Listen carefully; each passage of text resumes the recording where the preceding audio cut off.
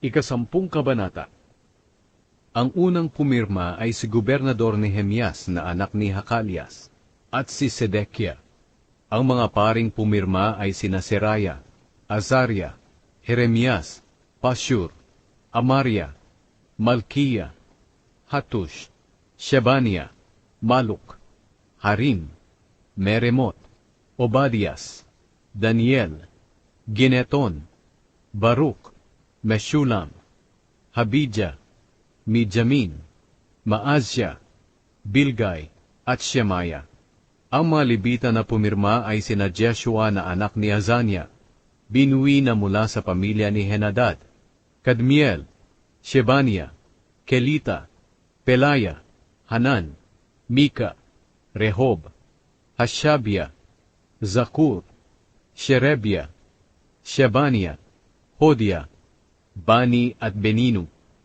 Ang mga pinuno na pumirma ay sina Paros, Pahat-Moab, Elam, Zatu, Bani, Buni, Azgad, Bebay, Adonia, Bigvay, Adin, Ater, Ezekia, Azur, Hodia, Hashum, Bezai, Harif, Anatot, Nebay, Magpias, Meshulam, Hezir, Meshezabel, Zadok, Jadua, Palatia, Hanan, Anaya, Hoshea, Hanania, Hashub, Alohes, Pilha, Shobek, Rehum, Hashabna, Maaseya, Ahia, Hanan, Anan, Maluk, Harim, at Baana.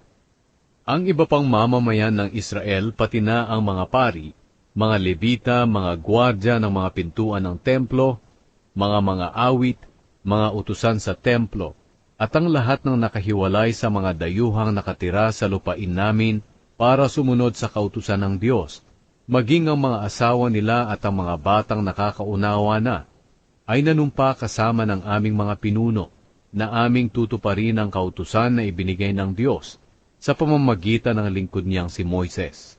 Nanumpa rin kami na tatanggapin namin ang sumpa ng Diyos, kung hindi namin matutupad ang pangakong susundin namin ang lahat ng utos at tuntunin ng Panginoon na aming Diyos.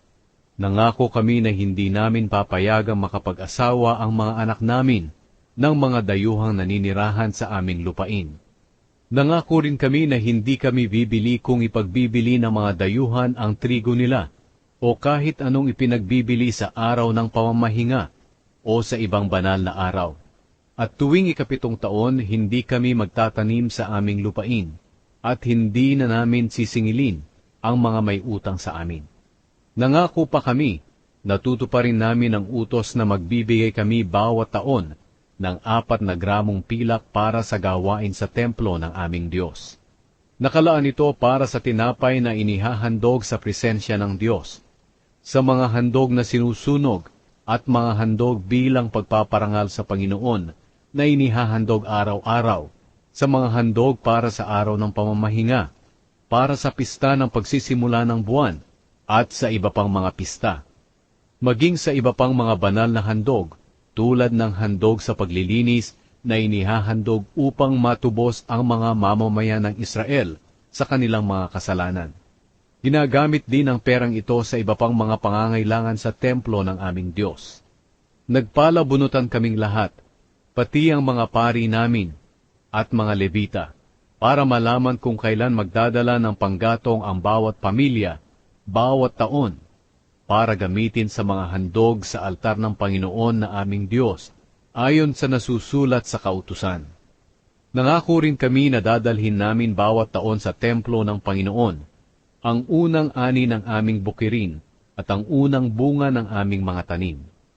Dadalhin din namin sa mga pari na naglilingkod sa templo ng aming Diyos ang aming panganay na anak na lalaki, pati ang unang anak ng aming mga baka, tupa at kambing, ayon sa nasusulat sa kautusan. Nangako pa kami na dadalhin namin sa mga pari ang pinakamagandang klase ng aming harina, at ang iba pang mga handog bilang pagpaparangal sa Panginoon. para ilagay sa bodega ng templo ng Diyos. Dadalhin din namin ang pinakamabuti naming mga prutas at ang bagong katas ng ubas at langis ng olibo. Dadalhin din namin sa mga Levita ang ikapu ng aming mga ani, dahil sila ang nangongolekta ng mga ikapu sa lahat ng baryo na may mga sakahan. Kapag mangongolekta ng ikapu ang mga Levita, sinasamahan sila ng mga pari mula sa angkan ni Aaron. At ang ikapu ng nakolekta ay dadalhin ng mga Levita sa bodega ng templo ng aming Diyos.